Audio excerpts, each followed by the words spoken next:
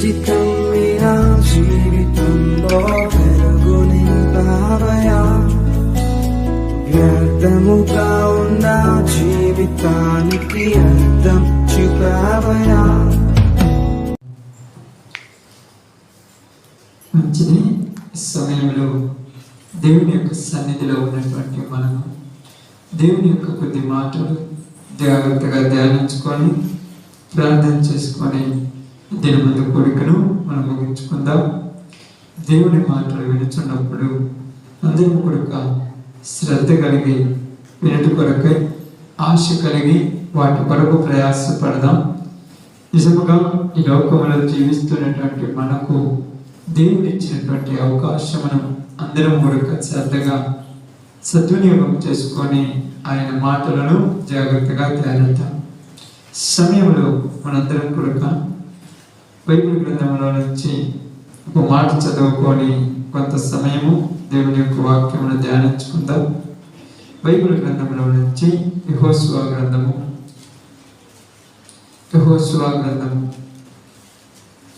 1వ అధ్యాయం 9వ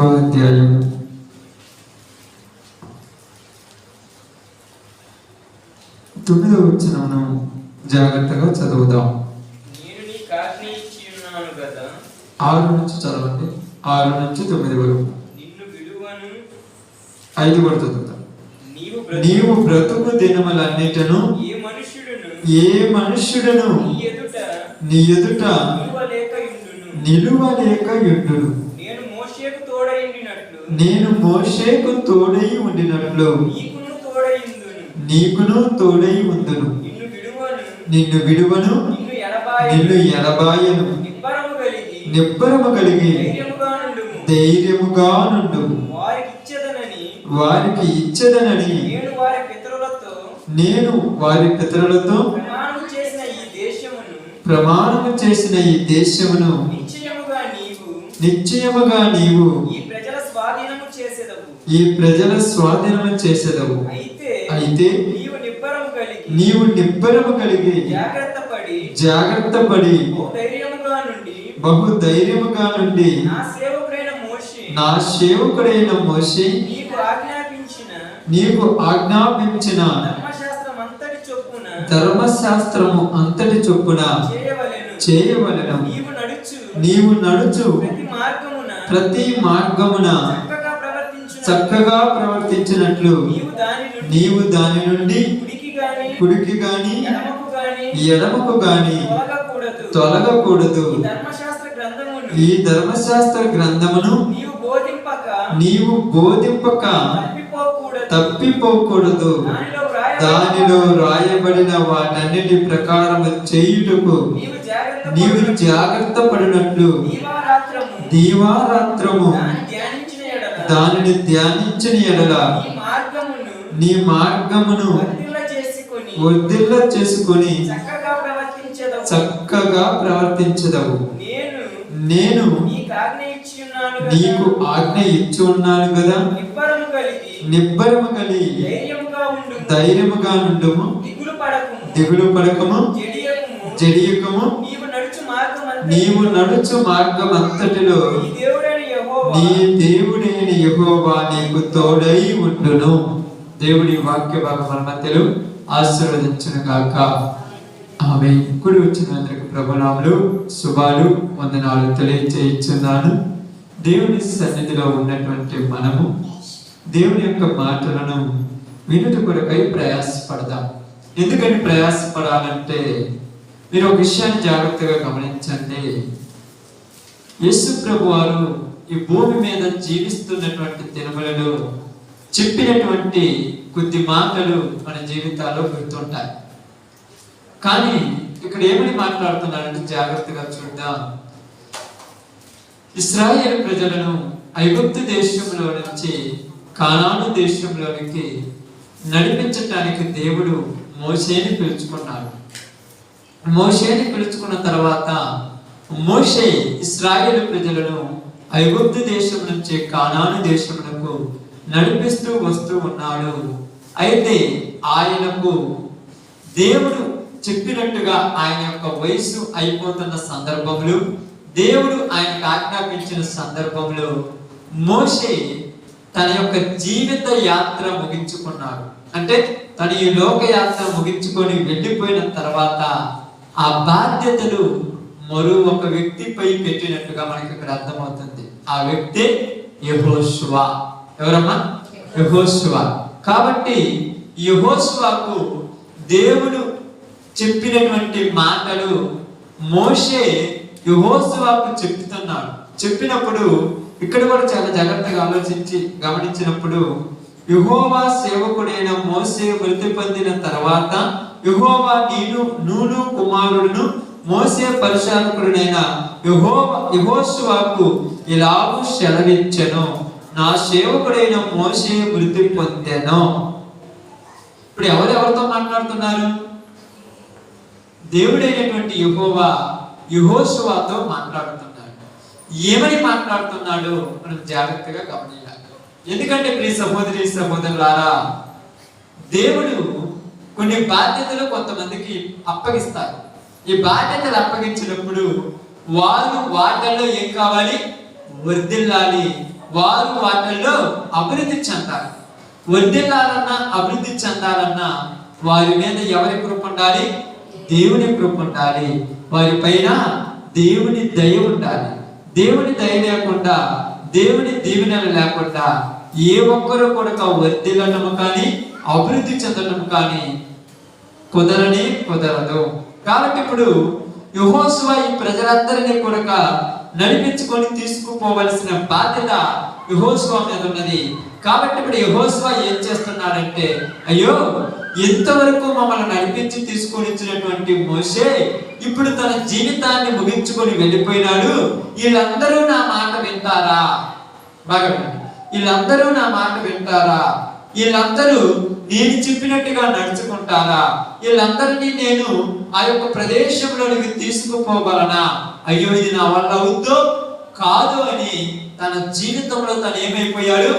కొంచెము భయపడుతున్నట్టుగా మనకు అర్థమవుతుంది.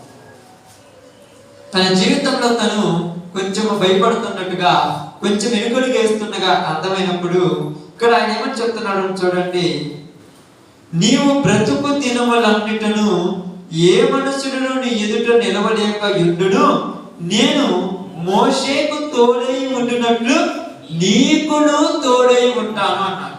నేను ఎవరికి తోడై ఉండినట్లు? మోషే ఎలాగైతే ఇన్ని రోజులు మిమ్మల్ని నడిపించుకొని తీసుకురావటానికి నేను మోషేకు తోడై ఉన్నాను, కాబట్టి నేను నీకు కూడా తోడై ఉంటాను. కాబట్టి నేను నీకు తోడై ఉండాలంటే నువ్వు ఏది చెయ్యాలని చెప్తున్నాను. ఇక్కడ ఈ రోజులలో ఆలోచిస్తున్నప్పుడు ఎక్కువ మంది విశ్వాసులు బలహీనులైపోవడానికి కారణం ఏంటంటే దేవుని తోడు వాళ్ళకు లేకపోవటమే. ఏంటమ్మా? దేవుని తోడు వాళ్ళకు లేదు. ఎందుకు లేదు దేవుని తోడు? దేవుని తోడు వాళ్ళకు లేకపోవడానికి గల కారణం ఏంటి? బాగా ఆలోచించండి. దేవుని తోడు ఏ మనుషునికైతే ఉండదో వాడు పరిశుద్ధముగా కొనసాగటం కష్టము, వాడు పవిత్రుడిగా ముందుకు సాగటం కష్టము, వాడు దేవునిలో అభివృద్ధి చెందడం అనేది చాలా కష్టము. ఎందుకు దేవుని తోడు ఉండదనేది ఈరోజు నేను మీకు చెప్పి ముగిస్తాను. ఎక్కువ సమయం కూడా కాదు, కొద్ది సమయం చెప్తాను. చాలా జాగ్రత్తగా మీరు ఆలోచించాలి. ఈరోజు చాలా మంది సొంతగా ప్రయత్నం చేస్తుంటారు. దేవునిలో ఏదో రకంగా కొనసాగాలి, దేవునిలో ఏదో రకంగా అభివృద్ధి చెందాలి, దేవునిలో ఏదో రకంగా పోవాలని ప్రయాసపడుతుంటాడు. ఎందుకంటే ఎట్టా తలపెట్టాను, ఎట్టా దీంట్లో దిగాను, ఇప్పుడు ఎనికిపోతే ఎక్కడ అవమానం వస్తుందేమని ఎనికిపోకుండా ప్రయాసపడే వాళ్ళు ఎక్కువ మంది ఉంటారు. 190 మంది అలా అంటారు. దేవుని మీద ఆధారపడి దేవుని తోడు కలిగి జీవించే వాళ్ళు 110 మంది మాత్రమే ఉన్నారు. అందుకని యేసుప్రభు వారు ఒక మాట మాట్లాడుతుంటారు. యేసుప్రభు దగ్గరికి వచ్చి, అయ్యా ఇలాగైతే ఎవరు పరలోక రాజ్యంలో ప్రవేశిస్తారు, ఎవరు వెళతారన్నప్పుడు ఆయన ఏమన్నాడు తెలుసా? ఇరుకు మార్గమున ప్రవేశింప పోరాడుడి, అనేకులు ప్రవేశింప చూసుదురు గాని వారి వలన కాదు. నిజంగా దేవుని మీద ఆశ అనేది ఎక్కువ మందికి లేదు ఈరోజు. మరి ప్రార్థన పడుతున్నారు, బైబిల్ చదువుతున్నారు, నేను ఎక్కడ ప్రార్థన అయినా కూర్చొని మోకాళ్ళ మీద ఉంటున్నారంటే ఇదంతా ఒట్టి భ్రమ. ప్రయాసపడుతుంటాడు, ఎంతో కష్టపడుతుంటాడు, దేవుని తోడు లేదు కనుక వాడి ప్రయాణం మధ్యలో ఏమైపోతామా? నీ ప్రయాణం చివరి వరకు సాగాలంటే ఎవరి తోడు ఉండాలి? దేవుని తోడు ఉండాలి. దేవుని తోడు లేకపోతే నువ్వు ప్రయాణం చేస్తావు కానీ నీ ప్రయాణం మధ్యలోనే ఆగిపోతుంది. దేవుని తోడు లేకపోతే నువ్వు ప్రయాస పడతావు కానీ నీ ప్రయాస వ్యర్థమైపోతుంది. దేవుని తోడు లేకపోతే నువ్వు కష్టపడతావు కానీ నీ కష్టం దేనికి పనికిరాదు. ఈరోజు కావాలంటే చాలాసార్లు మీరు ఆలోచించి గమనించండి. మనలు అంటే ప్రతి ఒక్కరు పర్సనల్ గా ఆలోచించండి. మీలో మీరు ఎన్నిసార్లు నిరుత్సాహం పడి ఉంటారు దేవుని విషయంలో చెప్పండి. నిరుత్సాహం అంటే తెలుసు కదా, నిరుత్సాహం అంటే ఎన్నిసార్లు ఏముందిలే రోజు ప్రార్థన పోతున్నా కూడా జీవితం అభివృద్ధి చెందటం లేదు అని ఎన్నిసార్లు అనుకొని ఉంటారు చెప్పండి. అలా అనుకొని ఎనికిపోలేక ముందుకు సాగలేక బతుకుతున్న జీవితాలు చాలా మంది. వాక్యమేనండి, వాక్యమే నా జాగ్రత్త. ఎందుకు చెప్తున్నానంటే ఈరోజు చెప్పే వాక్యం మీరు విన్నారనుకోండి, ఇప్పుడు ఆ 4-5 ఉన్నారు కదా చాలా మంది, మీరు ఏమి కూడా మీరు ఉండలేదు. గట్టిగా చెప్ప, నిజం చెప్తాను, అబద్ధమే చెప్పండి. నేనేనంతే, ఎవరైనా అంతే. మీరు అనుకోవచ్చు దేవుడు బలపరచచ్చు కదంటే, దేవుడు బలపరిచాడు అందరినీ, ఎవరిని వదలబట్ల. కానీ వీళ్ళే పోతున్నారు బలహీనులు. ఎందుకు పోతున్నారంటే వీళ్ళకు దేవుడి తోడు లేదు. దేవుడి తోడు లేకుండా ఎవరైనా బతకగలరా చెప్పండి? నిజంగా చెప్పాలి. ఇప్పుడు ఆలోచిద్దాం.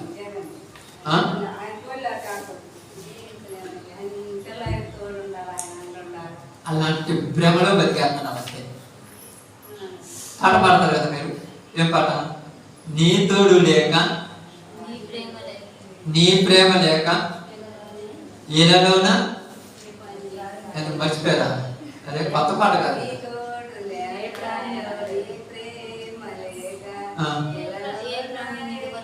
ఏ ప్రాణి నిలవలేదు. మరి ఇప్పుడు ఉన్న వాళ్ళందరూ చాలా మంది ఇప్పుడు దురామార్గం చేసేవాళ్ళు, పాపాలు చేసేవాళ్ళు, వ్యభిచారాలు చేసేవాళ్ళు, దొంగతనాలు చేసేవాళ్ళు, వీళ్ళందరూ కూడా నిలబడి ఉన్నారు కదా. మరి కారణం ఏంటి? ఆలోచించాలి. బైబిల్ మనం బాగా ఆలోచించాలి. ఎందుకంటే నేను మీకు చాలాసార్లు చెప్తుంటాను, ఈ బైబిల్ మీద మనం కుస్తీ పట్టాలి, అప్పుడే అర్థమవుతుంది. చాలా మంది మీరేమనుకుంటారంటే ఏదమ్మా సంఘంలో చాలా మంది బలహీనైపోతున్నారు అనుకుంటారు.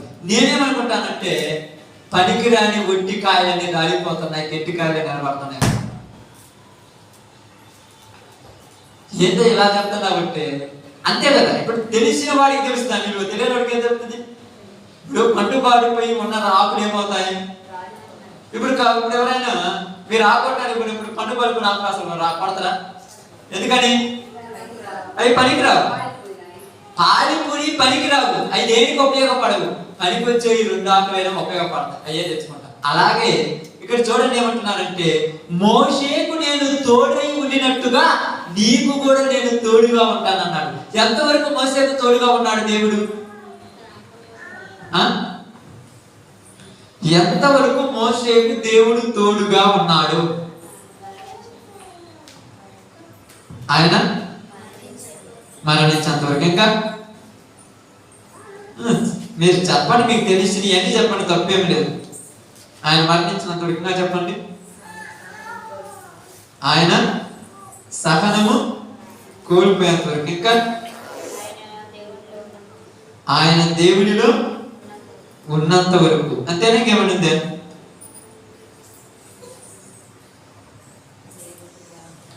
చూద్దాం బైబిల్ గ్రంథంలో నుంచి ఒక చిన్న విషయాన్ని చూద్దాం. 34 ద్వితీయోపదేశకాండం 34 అధ్యాయం 1వ వచనం చదవండి. మోషే మోయాబు మైదానం నుండి యెరికో ఎదుటనున్న పిస్కా కొండ వరకు పోయి నెబో శిఖరమున కెక్కెను.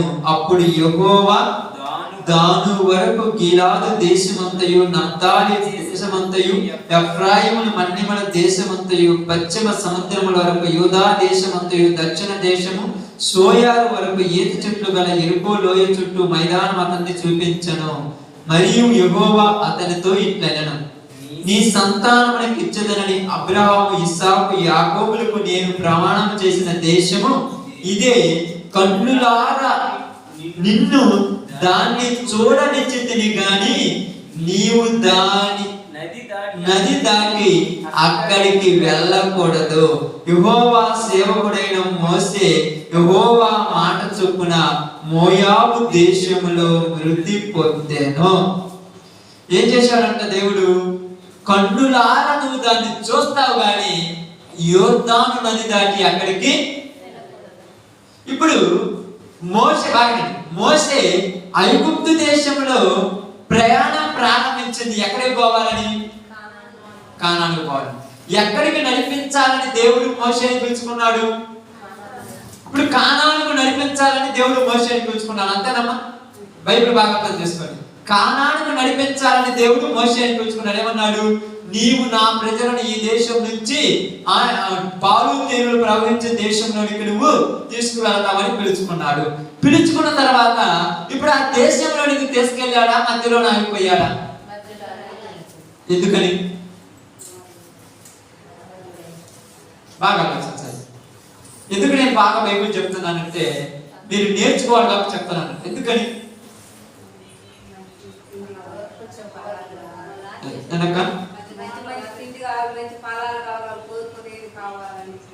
ఇప్పుడు ఊరి గురించి మాట్లాడుతున్నాం మనము. మోషే గురించి మాట్లాడుతున్నాం. మోషే ఎందుకని అక్కడే ఆగిపోవాల్సి వచ్చింది? బండను మాట్లాడమంటే కొట్టాను. ఇంకా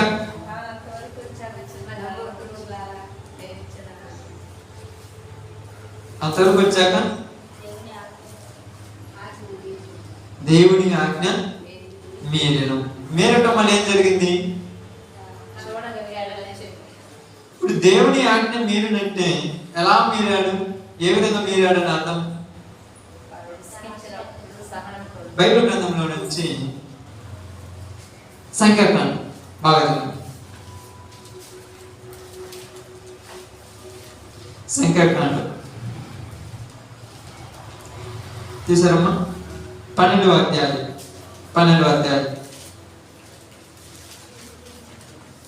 7వ వచనం ఒకసారి చదవండి.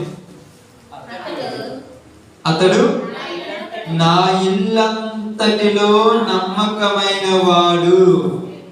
ఎవరు అతను? అంటే మోషే దేవుని ఇల్లంతటి ఎలాంటి వాడంట? మరి నమ్మకమైన వాడు. ఇంత నమ్మకమైన వాడే ఎందుకు వెనుకబడిపోయాడు? ఇప్పుడు మనం అందరం కూడా నమ్మకమైన వారిపైన, మోషే కంటే నమ్మకమైన వాళ్ళ పైన కాదు. మరి ఎందుకు అతను వెనుకబోయాడు చెప్పండి? బాగా ఆలోచించాలి. ఎందుకంటే మీరు అందరూ కూడా బైబిల్ చాలా సార్లు చదువుతున్నారు కానీ చదివిన ప్రతిసారి కూడా ఒక రకంగానే చదువుతున్నాం, ఒకే విధంగా చదువుతున్నాం కానీ దాని లోపల ఉన్నటువంటి అర్థం కానీ దాని లోపల ఉన్నటువంటి పరమార్థం కానీ మనం ఆలోచించకుండా చదువుతున్నాం కనుక మనందరికీ కూడా బైబిల్ ఒక రకంగానే అర్థమవుతుంది, మరో రకంగా అర్థము కాలేదు. ఎందుకంటే బాగా గమనించి ఆలోచిద్దాం. ఇక్కడ ఏం జరిగిందంటే మోషే దేవుని యొక్క మాటను ఏం చేశాడు? తిరస్కరించను అనేటువంటి మాట మనందరికీ తెలుసు. ఏం జరిగిందంటే మా మోషే దేవుని యొక్క మాటను ఏం చేశాడు? తిరస్కరించాడు. ఎందుకు తిరస్కరించాడు? ఎందుకు దేవుడు మోషేతో చెప్పాడు, నీవు ఏమన్నాడు చెప్తే అక్కడ ఒక మాట చెప్తాను చూడండి బైబిల్ గ్రంథంలో నుంచి. అదే సంఖ్యాకాండము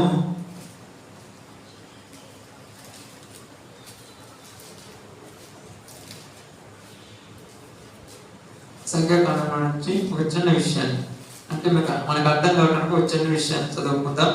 తర్వాత మనము మన యొక్క పాఠ్య భాగంలోనికి ముందుకెళ్ళిపోదాం.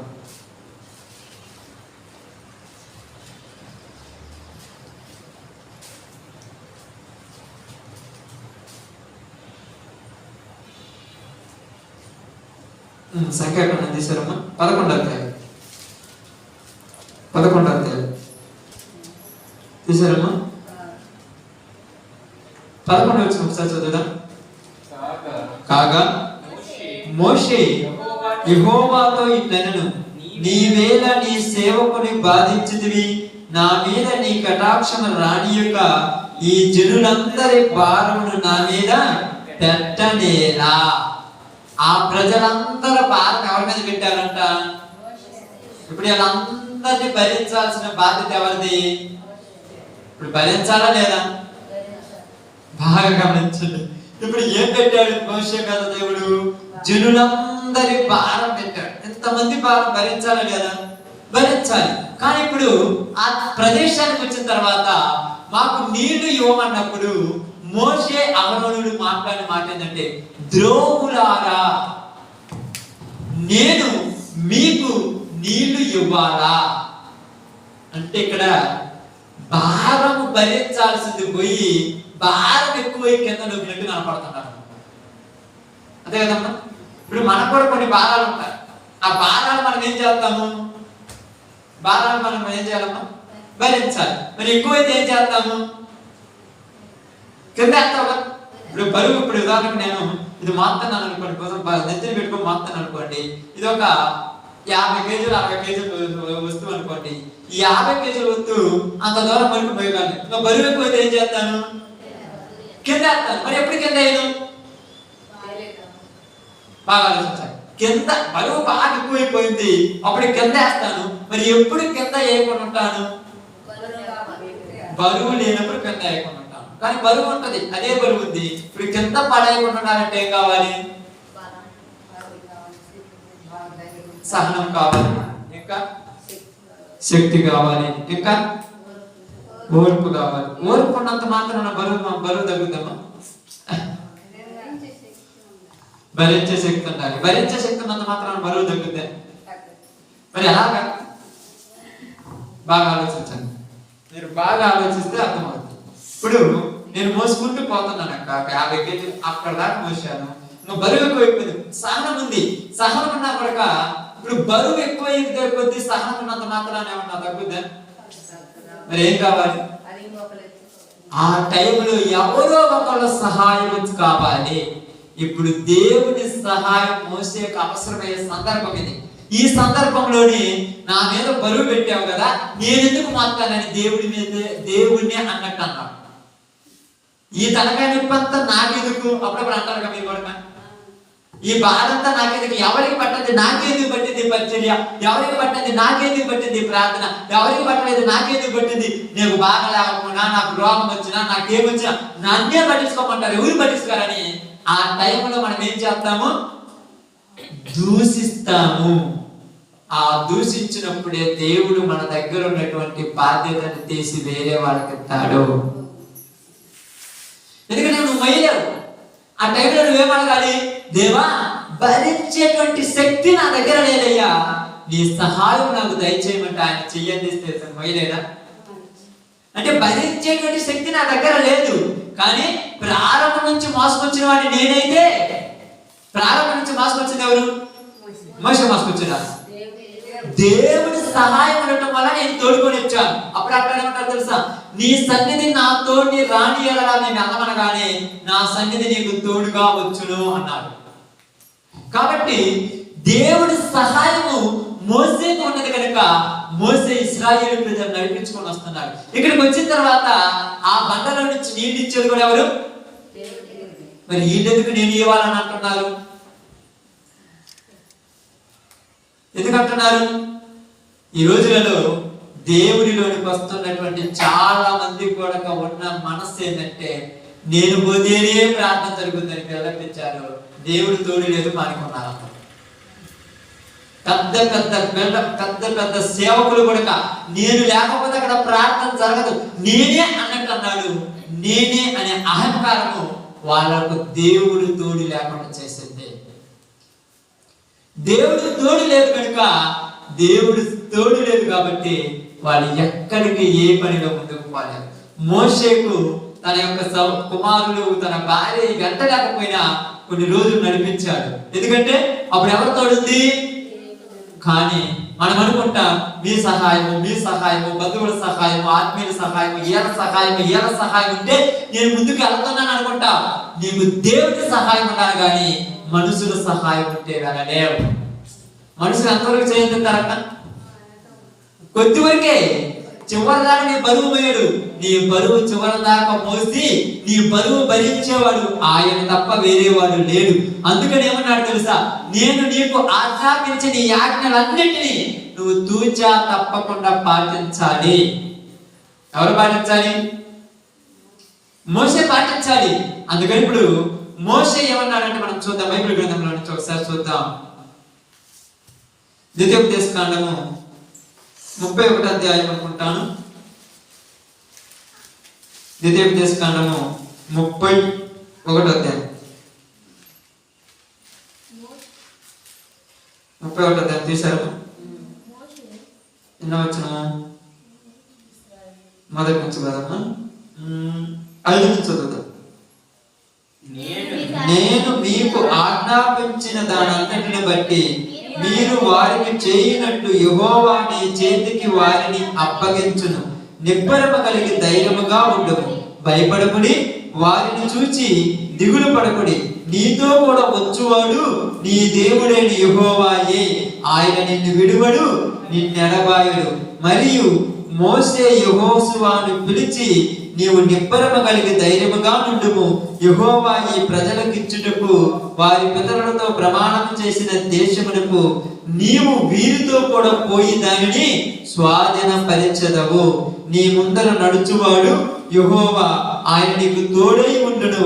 ఆయన నిన్ను విడువడు, నిన్ను ఎడబాయడు. భయపడకము, విస్మయమందకము అని ఇశ్రాయేలీయుల ఎదుట అతనితో చెప్పాను. ఎవరు చెప్తున్నారు ఇక్కడ? మోషే యెహోషువతో చెప్తున్నాడు. ఏమని చెప్తున్నాడు? ఏమని చెప్తున్నాడు? అదే వచ్చి చూడండి. నేను మీకు ఆజ్ఞాపించిన దానంతటిని బట్టి మీరు వారికి చేయనట్టు యెహోవా నీ చేతికి వారిని అప్పగించను. నిబ్బరము కలిగి ధైర్యముగా నుండుము, భయపడకుడి, వారిని చూసి దిగులు పడకుడి. నీతో కూడా వచ్చువాడు నీ దేవుడైన యెహోవాయే. ఆయన నిన్ను విడువడు, నిన్నెడబాయడు. మరియు మోషే యెహోషువను పిలిచి, నీవు నిబ్బరము కలిగి ధైర్యముగా నుండుము. యెహోవా ఈ ప్రజలకిచ్చుటకు వారి పితరులతో ప్రమాణము చేసిన దేశమునకు నీవు వీరితో కూడా పోయి దానిని వారికి స్వాధీనపరచవలెను. నీ ముందర నడుచువాడు ఎవరంట నడిచేది? అంటే యెహోషువకు ఏమని చెప్తున్నాడు మోషే? నీవు వెళ్ళు, నీవు కూడా వారిని అతన్ని స్వాధీనపరచుము. కానీ నీ ముందర ఎవరు నడుస్తాడు అంటే నీ ముందర నడవడం మోసే ఇప్పుడు దాకా నడిచాడు, ఇప్పుడు నా బాధ్యత నీకు అప్పగిస్తున్నాడు అని మోషేకి అర్థమైపోయింది. దేవుడు నిన్ను ఎడబాసినాడు అంటే అది నీకు కూడా తెలుస్తుంది. ఎందుకంటే దేవుని తోడు నీకు ఉండదు, దేవుని ఆదరణ నీకు ఉండదు, దేవుని యొక్క ఆ యొక్క చెయ్యందించేటువంటి సహాయం నీకు ఉండదంటే దేవుడు నిన్ను వెడబాశాడని అర్థము.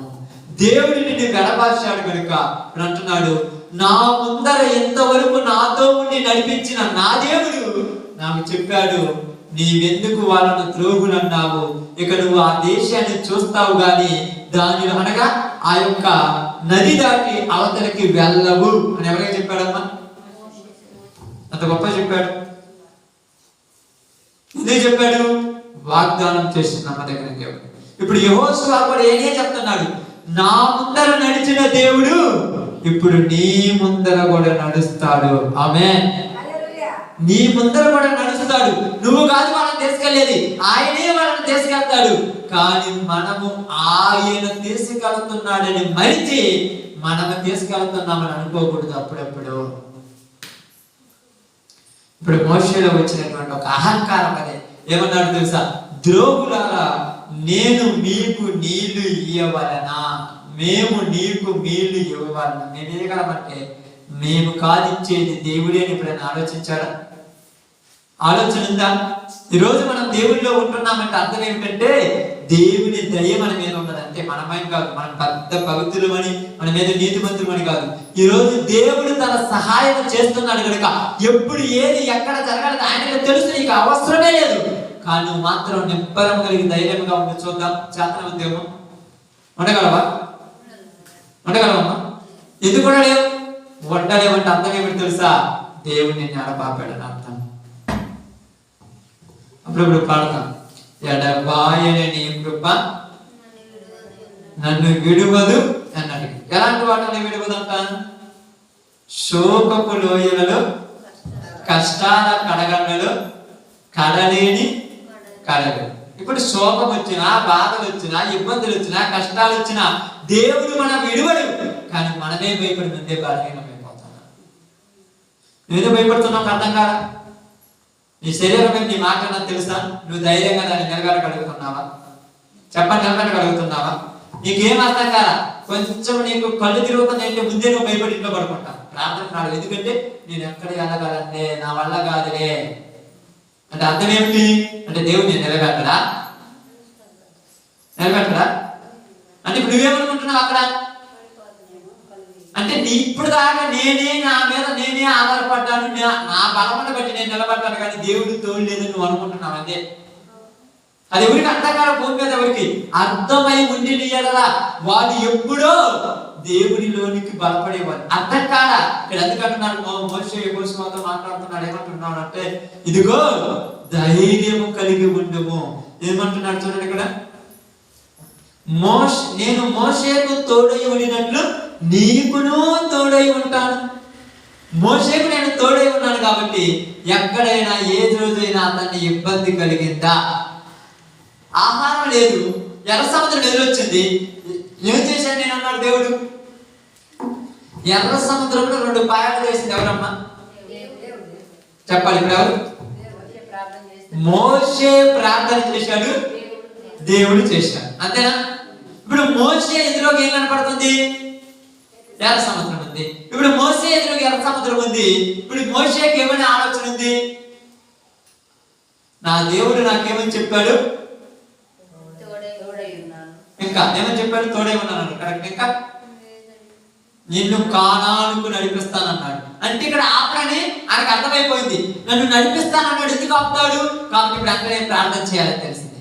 మీకు కూడా బలహీనతలు వచ్చినప్పుడు ప్రార్థన చేయడం ప్రారంభించారా? ఎప్పుడేం చేశారా ప్రార్థన? చెప్పండి. ప్రార్థన చేయము. ఏం చేద్దాం? శరీరం చెప్పింది శుభ్రం పడిపోయిన తర్వాత ఇది చెప్పింది పండుకోమని నీకేమనిపించాలి? నా దేవుడు నాకు తోడే ఉన్నాడు, నాకేమి కాదు. ఎర్ర సముద్రమే 2 పాయలు అయిపోయింది. ఆఫ్టర్ ఇదంతా ఎప్పుడైనా ప్రార్థన చేశారా? ఈ రోజు చాలా మందికి దేవుడు తోడు లేదు. అందుకని ఏమంటారంటే, ఏందమ్మా దేవుడి మందిరానికి రాలేదంటే? ఇబ్బంది. ఏ ఇబ్బందులు, ఏం కష్టాలు, ఏం సమస్యలు? మీరేమనుకుంటున్నారంటే దేవుడిలో ఉంటున్నారు కానీ బలహీనైపోతున్నారంటే. నేనేమనుకుంటున్నానంటే దేవుడు వాళ్ళకు తోడు లేడు కనుక వాళ్ళు బలహీనైపోతున్నారు. ఎప్పుడైనా ఆలోచించామా? లక్షల వేల మంది ఉన్న దగ్గర కనుక జరగండి ఈరోజు ఇక్కడ నీకు దేవుడు జరిగిస్తాడు. నీకు అర్థం కాలే ఏది కొడక. ఎందుకు అర్థం కావట్లేదంటే దేవుని ఉద్దేశములన్నీ ఆయన పట్ల మన పట్ల ఏమైనాయి? సఫలమై ఉన్నాయని బైబిల్ చెప్తుంది. అదే చెప్తుంది ఇక్కడ. ఏమంటున్నాడు? నిన్ను విడువను, నిన్ను ఎడబాయను, నిబ్బరము కలిగి ధైర్యముగా ఉండుము. నిబ్బరం కలిగి ఏమన్నారంట? ధైర్యం ఎప్పుడు ఉంటుంది? ధైర్యంగా ఎప్పుడు ఉండాలి? ధైర్యంగా ఇంకా ఓకే, కరెక్ట్. మీరు ధైర్యంగా ఎప్పుడు ఉండాలి? ఎప్పుడు ఉండాలి? భయం వచ్చింది. భయం ఎప్పుడు అవుతుంది? ఇప్పుడు ఉదాహరణకు ఇక్కడ ఉన్నారు, మీరు అందరూ ఉన్నారు. ఎగ్జామ్ అర్థం కావడం చెప్తాను. మా అమ్మాయి ఉంది, సహోదరి ఉంది. ఇప్పుడు నీకు ధైర్యం ఉందా లేదా? మేడం ధైర్యం ఉంది. ఎందుకుంది? నేను అందరూ ఉన్నారు. ఇప్పుడే అమ్మాయిని తీసుకెళ్ళి మన యొక్క పార్టీ మీద ఛానల్ ఒక్కదాన్ని వదిలిపెట్టుంది. ధైర్యం ఉందా? అంటే అక్కడ ఏం లేదని, అక్కడ ఏం లేదని, అక్కడ మనుషులు లేరు. కానీ అక్కడ ఎవరున్నారు? అక్కడ ఎవరున్నారు? నువ్వు ఎక్కడున్నా నీ దేవుడు తోడుంటే నాకు ఎందుకు భయం? ఇప్పుడు ఆలోచన మన ఉంటుందా? అప్పుడు మనం ఏం ఫీల్ అయిపోతాం? నేను ఒక్కదాన్ని, నేను ఏమైనా అవుతామో, నేను ఒక్కడిని, నాకేమైనా జరుగుద్దేమో, ఈ ఫీలింగ్ అయిపోయావు. దేవుడు అన్నాడు నేనున్నానంటే నువ్వే ఆడుతున్నావయ్యా, నువ్వు ఉంటే నాకు కనపడదమ్మా. ఒక కనపడ్డాక ఏమనుకుంటా, కానీ నేను ఉన్నాను, పక్కనే ఉన్నానని. ఆయన సముద్రం మీద పోతున్నప్పుడు ఎదురుగా నడుచుకుంటూ వస్తుంటే ఏమన్నారమ్మ శిష్యులు? బోతం అనుకున్నారు. నేనున్నాను, నేను నీకు తోడుగా ఉన్నానంటే నువ్వే అంటున్నావా నాకు ఇప్పుడు ఉంది. అలాగే నీకు బాధలు వచ్చినా, రోగాలు వచ్చినా, వ్యాధులు వచ్చినా, కష్టాలు వచ్చినా ఎప్పుడేమో ఫీల్ అవుతావంటే ఏందిరా నాకు ఇది వచ్చింది అని ఫీల్ అవుతా. కానీ నా దేవుడు నాకు తోడున్నాడు, నాకేమి కాదని ఏ రోజైనా అనుకున్నావా?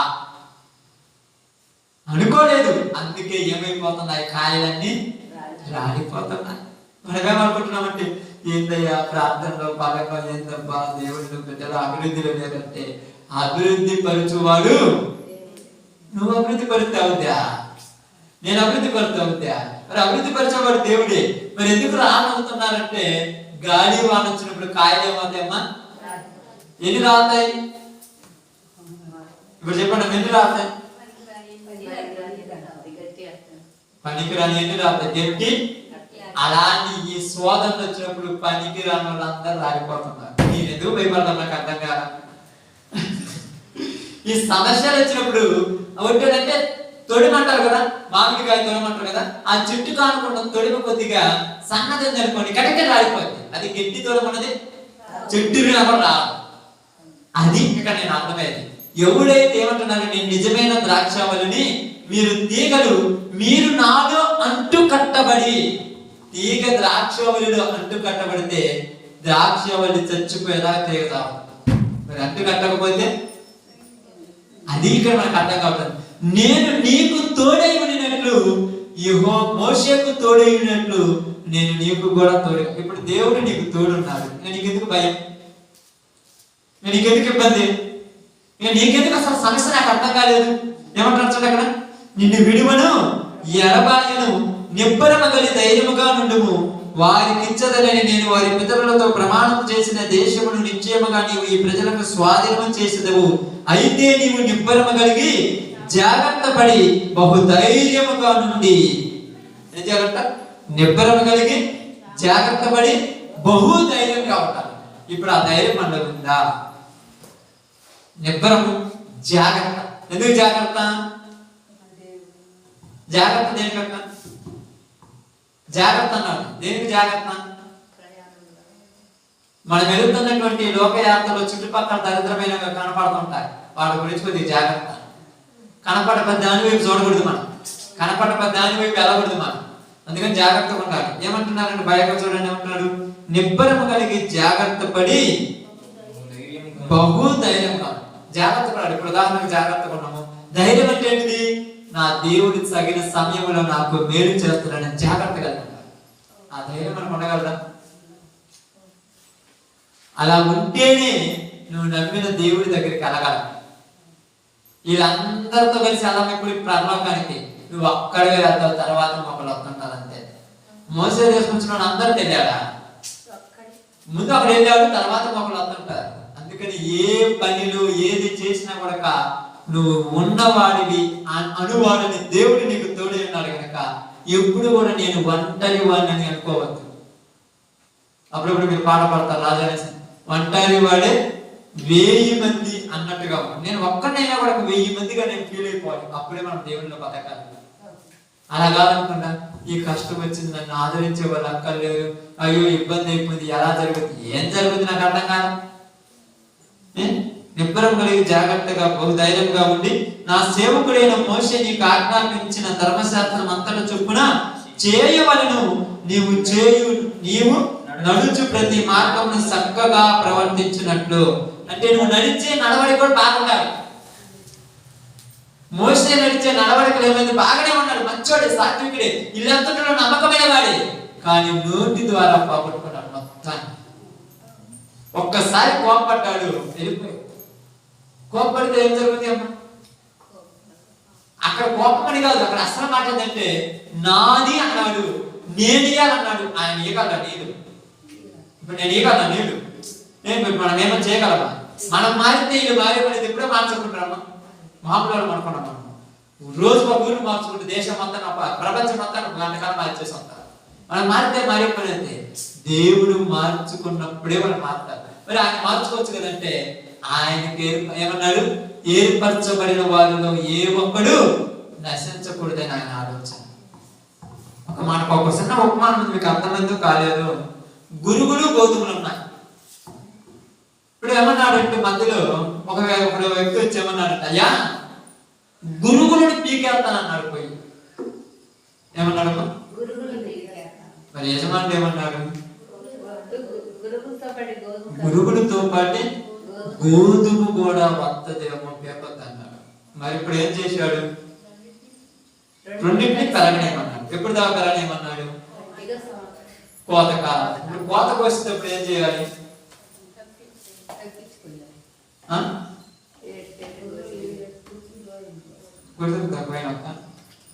మరి ఏం చేయాలి, కొయ్యాలి, మొత్తం కొయ్యాలి. కోసిన తర్వాత కళ్ళం వేయాలి. కళ్ళం వేసిన తర్వాత గింజలు అనేవి, ఏ గింజలు ఆ గింజలు సపరేట్ అప్పుడు చేస్తారు. కళ్ళం తూర్పు పెడతారు, కళ్ళంలో సపరేట్, తీర్పు తిన్నది సపరేట్ జరుగుతుంది. కాబట్టి యుగ సమాప్తి వరకు రెండింటినీ పెరగమేమన్నాడు, పెరుగుతున్నాయి. ఇప్పుడు ఈ రెండింటికి ఏం చేస్తున్నాము, పెరుగు వేస్తున్నాం. ఏం పెరగ, మంది వేస్తున్నాము, నీళ్లు కడుతున్నాము, దుక్కు దాంట్లో తాగుతున్నాము. ఇప్పుడు రెండింటికి బలం ఉందా, ఒకదానికి బలం ఉందా, రెండింటికి బలం ఉంది. ఇప్పుడు పెరిగి పెద్ద అవుతున్నప్పుడు చివరికి పెరిగిన తర్వాత ఒక గోధుమ ఏమన్నా గురుగు అవుతుందా, గురుగు ఏమన్నా గోధుమ అవుతుందా? మరి ఎంత అసలు ఎందుకు మరి ఇదంతా ఎందుకు చేయాలి, నాకు అర్థం కాలేదు. ఎప్పుడైనా ఆలోచించాలా? ఎంత చేసిన గోధుమ గురుగ్గా మారదు, గురుగు గోధుమగా మారదు. మరి ఎందుకని ఇదంతా ప్రయాస? ఏర్పరచబడిన వారిలో ఏ ఒక్కరూ నశించుట ఆయనకి ఇష్టం లేదంటే గోధుమలలో ఏ గింజ కూడా పోకూడదని స్వార్థ చేస్తున్నాడు. గురుగులు పోవాలని కావాలని కాదు. నువ్వు ఎంత చేసినా గురుగే, ఎంత చేసినా గోధుమే. అందుకనే చివరి దినములలో సిలువ మీద ఆయన అక్కడ మారాడు, గోధుమ గింజ కాబట్టి. ఇటువంటి ఉన్నాడు గురువు గింజ కాబట్టి మారలా. ఆలోచించాలి బైబిల్ని చాలా చక్కగా. దేవుని తోడు మోసేకు ఉన్నట్టుగా నాకు ఉన్నదని ఆలోచించాడు. ఉన్నప్పుడు ఏమన్నాడు, నిబ్బరమ కలిగి జీవించాలి. ప్రతి విషయాలు నువ్వు నిబ్బరం కలిగి జీవించగలిగే సామర్థ్యం మన దగ్గర ఉందా? ప్రవర్తన విషయంలో జాగ్రత్తగా ఉండాలి. ఇంత ప్రార్థన చేస్తుంటారు, వాక్యం వింటుంటారు, వాక్యం చెప్తుంటారు, వాక్యం ప్రకారం నడుచుకునేటువంటి వాళ్ళు ఉంటాం, ఇన్ని చేస్తుంటాం. కానీ మన ప్రవర్తన జాగ్రత్తగా ఉందా లేదా, మనం నడిచే నడవడిక బాగుందా లేదా, మన జీవితం బాగుందా లేదా? మరి ఎందుకయ్యా ఎన్ని చేయాలంటే మన జీవితాన్ని మనము రోజు రోజుకు కట్టుకోవాలని, రోజు రోజుకు కట్టబడాలి, సంపూర్ణంగా మార్చబడాలని. కానీ మనలో ఏమొచ్చేస్తుంటది, నిరుత్సాహం మొత్తంగా రావట్లేదు. చెప్పండి, నాకు నిజంగా మనస్ఫూర్తి చెప్పండి, నిరుత్సాహం రానున్నారా? ఎన్నిసార్లు నిరుత్సాహపడి ఎన్నికబడిపోయి ఉంటారు. ఎందుకంటే ఏమి చేద్దామంటే నువ్వు నేను చేసే పని అయితే ఎప్పుడు చేసావా? మనం ఏమి చేయలేము, సమస్తము చేయవాడు ఆయన. అందుకేమన్నట్టు నిబ్బరమ కలిగి ధైర్యముగా నుండి నీ ప్రవర్తన అంతటిలో జాగ్రత్తగా ఉండి ప్రవర్తించినట్టు నీవు దాని నుండి కుడికి గాని ఎడమకు గాని తొలగకూడదు. ఈ ధర్మశాస్త్రమును నీవు బోధింపక తప్పిపోకూడదు. దానిలో రాయబడిన వాటన్నిటి ప్రకారం చేయుటకు నీవు జాగ్రత్త పడినట్లు దీవారాత్రము దానిని ధ్యానించిన ఎడల నీ మార్గము వర్ధిల్లింప చేసుకొని చక్కగా ప్రవర్తించదవు. దీవారాత్రములు దేన్ని ధ్యానించాలంట? ధ్యానిస్తున్నామా? ధ్యానించడం అంటే ధ్యానించడం అంటే దాని గురించి ఎక్కువ ఆలోచన కలిగి చేస్తున్నామా? మన ఆలోచన అంతా దేని మీద ఉంటుంది? మీ చింత యావత్తు ఆయన మీద ఏమన్నాడు? ఆయన మీద వేసారా లేకపోతే మన మీద వచ్చుకున్నాం? ఆయన మీద వేసాం కదా. వేసినప్పుడు మళ్ళీ మనం ఎందుకు ఎప్పుడు పొలాలు పెడుతుంటాం? బరువంతా ఏమన్నాడు, బరువంతా ఆయన ఎత్తిన మనం అయ్యో పాపం మాత్తలో మైలేవుడు అని ఎగురు పడుతుంటాం. అంటే మైలేవుడు ఎత్తుకుంటాడా? నీ భారం అంతా నా మీద వేయమన్నాడు ఆయన్ని. నీ చింత యావత్ ఆయన మీద ఏమన్నాడు? ఇప్పుడు ఏమంటున్నాడు? దీవారాత్రంలో దేవుని ధర్మశాస్త్రాన్ని ధ్యానించాలి. ఏమన్నాడు? నేను నిన్ను విడువను వెడబాయని అన్నాడు. నా దేవుడు నన్ను ఇడుగుడు వెడబాయడు, ఆయన పని ఆయనే చూసుకుంటాడు, నేను మాత్రం ఆయన మార్గంలో వెళ్ళాలి అనే ఆలోచన మన దగ్గర ఉందా? లేని ప్రతి వాళ్ళు ఈరోజు పడిపోతున్నాం. లేని ప్రతి వాడు ఈరోజు పడిపోతున్నాడు, బలహీనంగా వెళ్ళిపోతున్నాడు. ఎందుకంటే ఈ పని ఎవరిది? ఎవరు చూసుకుంటాడు? కానీ మనం ఏం చేయాలి? ఆ పనిలో పాలి భాగస్తులు అంటే మనం చేస్తే కాదండి, ఆయన జరిగితే జరుగుతుంది. నిజంగా అదే అంటున్నాడు. ఏమంటున్నాడు చూడండి, నేను నీకు ఆజ్ఞాపించిన ధర్మశాస్త్రం అంతటి చొప్పున నీవు జీవించుటకు చేయుటకు దీవారాత్రుడు దీన్ని ధ్యానించాలి. నిన్న చెప్పిన వాక్యం ఈ రోజు గుర్తున్నాను. ఏం ధ్యానిస్తాం? కష్టం వచ్చింది, బాగలేదు, ఇబ్బందిలో ఉన్నాం, లేయటానికి కూడా ఇబ్బంది అయింది. అలాంటి టైంలో మనకేమి రావాలి? మరణ గడియలో కూడా స్టెఫను మోకాళ్ళను కూర్చొని ప్రార్థన చేశాడు. నేను ఎందుకు ఈరోజు దేవుడి మందిరానికి వెళ్ళకూడదని మనకు ధైర్యం అవుతుందా? అప్పుడు అది గుర్తురాదు. ఏం గుర్తవుతుంది? రూపాయి కూడా ఇంట్లో లేవు, రేపు హాస్పిటల్కి వెళ్ళపోవాలి, ఈ డబ్బింగ్ ఏదో గుర్తవుతుందా? ఇదే గుర్తొచ్చేది మనకి. ఏం గుర్తురాదు. ఎందుకంటే దేవుడి మీద ఆధారపడక, దేవుడి మీద మన భారం అంతా ఆయన మీద మోపట్ల. నాకు తోడు దేవుడు ఉన్నాడు, నాకేమి కాదని ఆలోచన మన దగ్గర లేదు అసలు. ఆయన ఉన్నాడు, మనమున్నామా? మనముంటే అనుకోగలిగితే ఆయన ఉన్నాడు. అందుకని ఇక్కడ ఏమన్నాడు చూడండి, బైబిల్ గ్రంథంలో నుంచి కీర్తన గ్రంథం 1వ అధ్యాయం 2వ వచనం జాగ్రత్తగా చదవండి.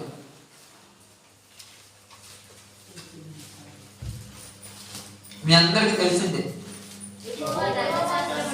యెహోవా ధర్మశాస్త్రమునందు ఆనందించుచు దీవారాత్రములు దానిని ధ్యానించువాడు ధన్యుడు. దేంతో ఆనందించాలంట?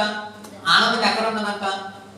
ఏళ్ళలో ఆనందం వెతుక్కోవాలి. మనం వెతుక్కుంటున్నాక మా ఆనందం ఉంటే నిద్రపోక, మీరు నిద్రపోతారంటే మీకు దిగులు ఉంది. ఎందుకంటే దేవుడు లేడు, ఇవుడు లేడు, మన బాధ మనం భరించాల్సిందే. దేవుడి మీద ఆధారపడక, అందుకే మీకు బలహీనతలు వచ్చేస్తున్నాయి. అందుకే మీరు ప్రార్థన కాడికి రాలేకపోతున్నారు. నిజంగా చెప్తున్నాను. ఎందుకంటున్నానంటే బైబిల్ ఈ రోజు మీకు చెప్తున్నాను. చాలా మంది అంటారు, అయ్యా బాగా బలంగా నిలబడ్డాను, మళ్ళా బలహీనమైపోయినప్పుడే. నిలబెట్టువాడు ఆయన, పడగొట్టువాడు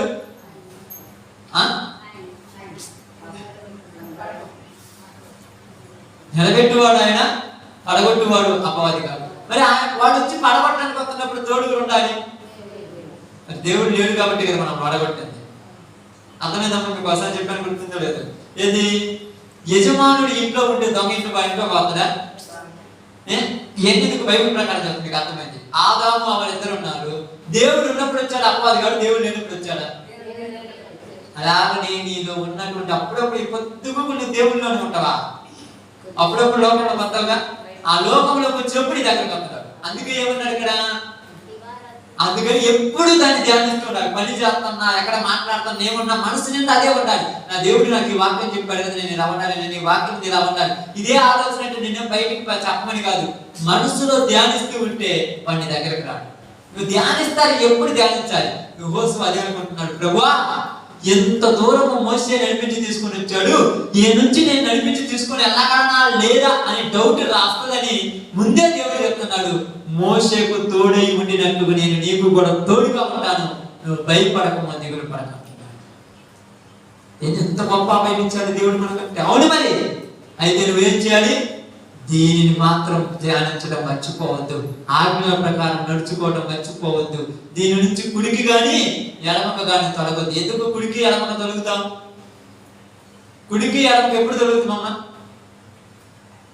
ఎప్పుడు తొలుగుతాం చెప్పండి, మీకు అర్థమైతే చెప్పండి. కుడికి ఎడమక ఎప్పుడు తొలుగుతాం? అవసరం వచ్చినప్పుడు తొలుగుతాం. అవసరం లేకపోతే తొలగక. అవసరం వచ్చినప్పుడు ఏం చేస్తాం? కుడికి ఎడమక ఎలా ఉంటామంటే ఆజ్ఞను మేరటం. ఆజ్ఞను మేరటం అంటే అవసరం వచ్చినప్పుడు కరెక్ట్గా ఆడేస్తాం. ఏంటిది? అది తొలగిపోయినట్టు. అవసరమైనప్పుడు కరెక్ట్గా కూతురు మాట్లాడతాం. ఏంటిది? కుడి పక్క తొలగిపోయాం, ఎడమ పక్క తొలగిపోయాం. కుడికి ఎడమక తొలగినప్పుడు మనకు దేవుడు తోడు లేడు కనుక మనం వదిలేలా లేకపోతాం. అది తొలగకుండా ఉండాలంటే, అయ్యా ఎంత ఇబ్బందులు కూడా అబద్ధం ఆడకుండా ఉండాలంటే తప్పదు. పరిస్థితులు ఎట్లా అబద్ధం ఆడకుండా ఉండాలి. కానీ చివరికి వచ్చాక గెలిచేది నిజమే. ఇప్పుడు తప్పించుకోవడానికి ఆడొచ్చాము అబద్ధం, అంతే కనుక తప్పించుకోవడానికి ఆడతాం, కానీ చివరికి గెలిచేది అవసరానికి డబ్బులు అవసరమైనవి కాబట్టి డుమకాలు కొట్టేసి దేవుని దగ్గర మోసం చేసి ఎక్కడికెక్కడికో పోవచ్చు, కానీ చివరికి నీకు తోడే దొరికేది దేవుడే. అందుకే ఇక్కడ ఏమన్నాడు చూడండి, దినవృత్తాంతంలో మొదటి గ్రంథం 22:13 తొందరగా చదువుతాం.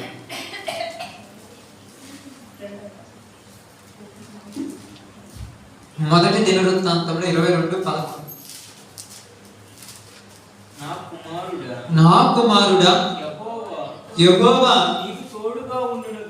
నీకు తోడుగా ఉండును గాక. నీవు వర్ధిల్లి నీ దేవుడైన యెహోవాను గూర్చి సెలవిచ్చిన ప్రకారం ఆయనకు మందిరము కట్టించుదువు గాక.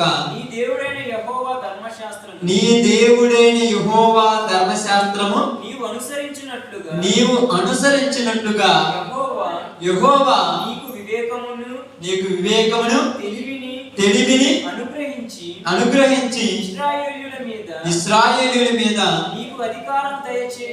నీకు అధికారం దయచేయును గాక. యెహోవా ఇశ్రాయేలీయులను గూర్చి మోషేకు ఇచ్చిన కట్టడల ప్రకారముగాను ఆయన తీర్చిన తీర్పుల ప్రకారముగాను జరుపుకొనుటకు నీవు జాగ్రత్త పడిన ఎడల నీవు వృద్ధి పొందుదువు. ధైర్యం తెచ్చుకొని బలముగా ఉండుము, భయపడకము, దిగులు పడకము. యెహోవా ఏమంటున్నాడు? ఇశ్రాయేలీయుల గురించి మోసే ఇచ్చిన కట్టడల ప్రకారం ఆయన తీర్చిన తీర్పుల ప్రకారం జరుపుకొనుటకు నువ్వు జాగ్రత్త పడిన ఎడల. మొదటి దినవృత్తాంతంలో 22:13. అంటే దేవుడు చెప్పిన ఆజ్ఞ ప్రకారం నువ్వు నడుచుకోవడానికి జాగ్రత్తగా ఉంటే ఏ పని చేసినా ఆ పనిలో నిన్నేం చేస్తాడంట? దేవుడు వృద్ధిపరుస్తాడు, అభివృద్ధి చేస్తాడంట. ఏదైతే అభివృద్ధి కాలేదంటే ఆయన చేసే అభివృద్ధి మనుషుడి యొక్క కన్నులకు కనపడదు. మనుషులు కనపడదు, దేవుని కార్యములు దేవునికే తెలుసు, కానీ ఎవరికి తెలియదు. అందుకని నీవు దేవుని యొక్క ఆజ్ఞల ప్రకారం ఆయన యొక్క సంకల్పం చొప్పున నువ్వు చేస్తే నువ్వు ఏ పని చేసినా దేవుడు నీకు తోడుగా ఉంటాడు. ఆయన ఆజ్ఞల ప్రకారం చేస్తే, ఇప్పుడు మనం ఆజ్ఞల ప్రకారం చేస్తున్నామా లేదా? ఆయన ఇష్టం వచ్చినట్టుగా నడుచుకుంటున్నామా లేదా? ఇది చూడండి, మళ్ళా బైబిల్ గ్రంథంలో హెబ్రీయులకు రాసిన పత్రిక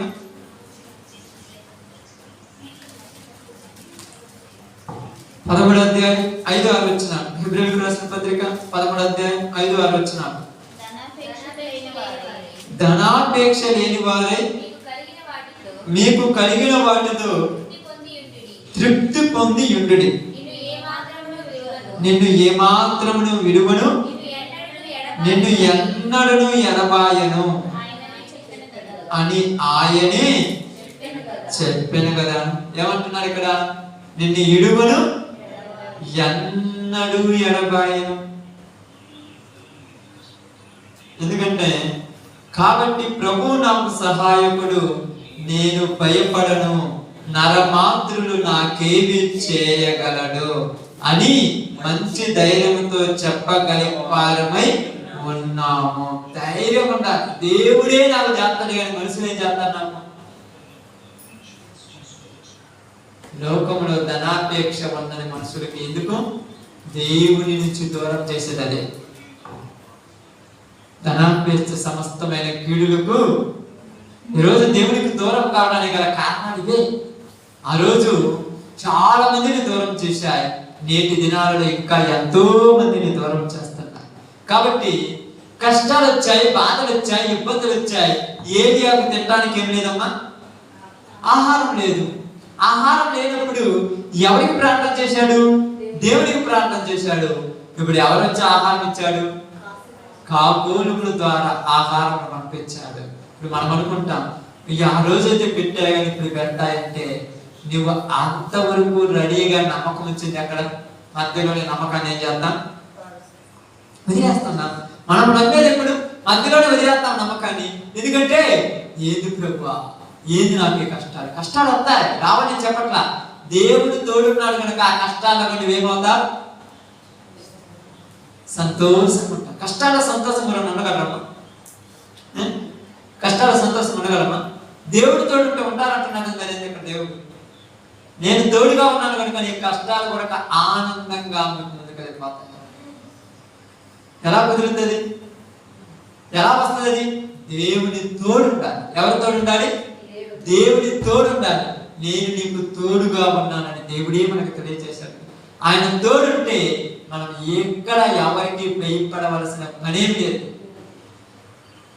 దేవుడు తన పనిని తను కొనసాగించుకుంటూ పోతాడు. అందుకని యెహోషువ గ్రంథం 11:15 ఏమంటున్నాడు చూడండి. 11:15 11:15 యెహోవా తన సేవకుడైన మోషేకు ఆజ్ఞాపించినట్లుగా మోషే యెహోషువకు ఆజ్ఞాపించెను. యెహోషువ అలాగు చేసెను.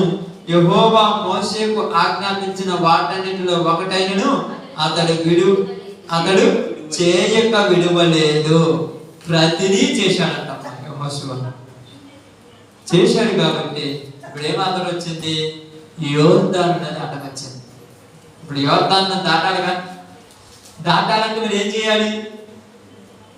మోషేను ఎర్ర సముద్రం దాటించిన దేవుడు నన్ను యోర్దాను దాటించలేడా అని నమ్మకంతో ముందుకు సాగిపోయాడు.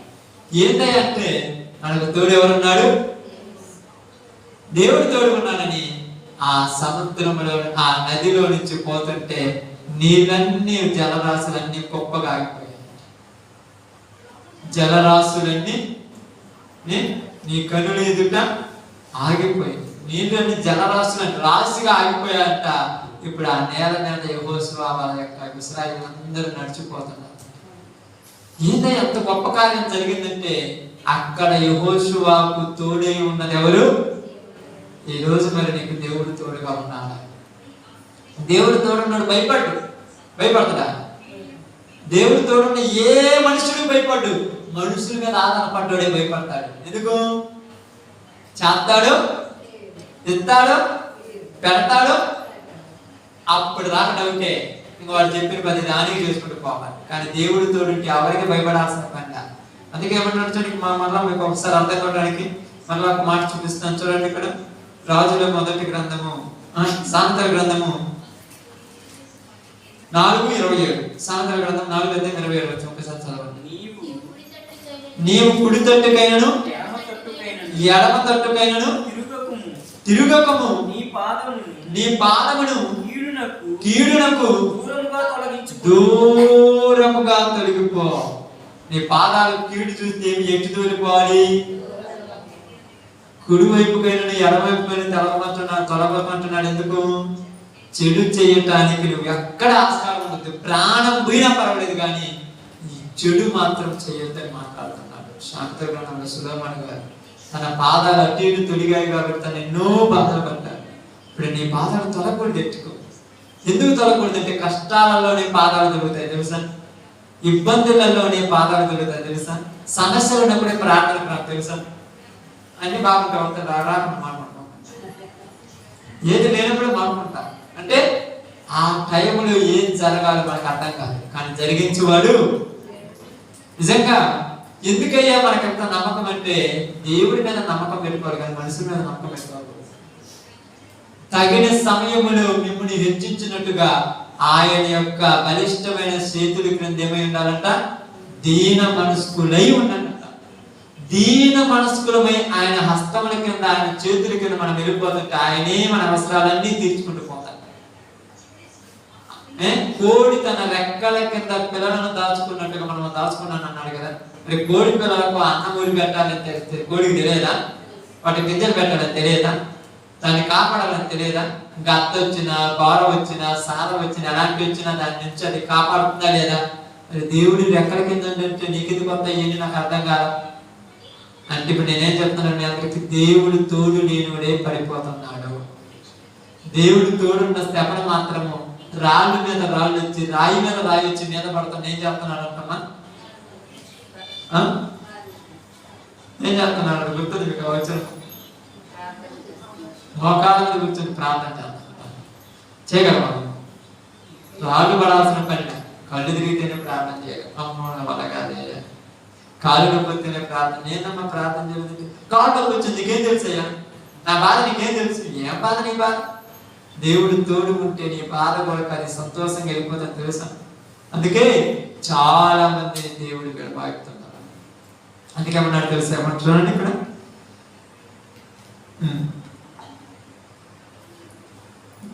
నీవు జాగ్రత్త పడినట్లు దీవారాత్రమున దాన్ని ధ్యానించిన ఎడల నీ మార్గమును వర్జన చేసుకుని చక్కగా ప్రవర్తించదవు. నేను నీకు ఆజ్ఞ ఇచ్చి ఉన్నాను కదా. ఏం చేశాడంట? నేను నీకు ఏమని ఇచ్చినాడు ఆజ్ఞ? ఏమని ఇచ్చాడమ్మా?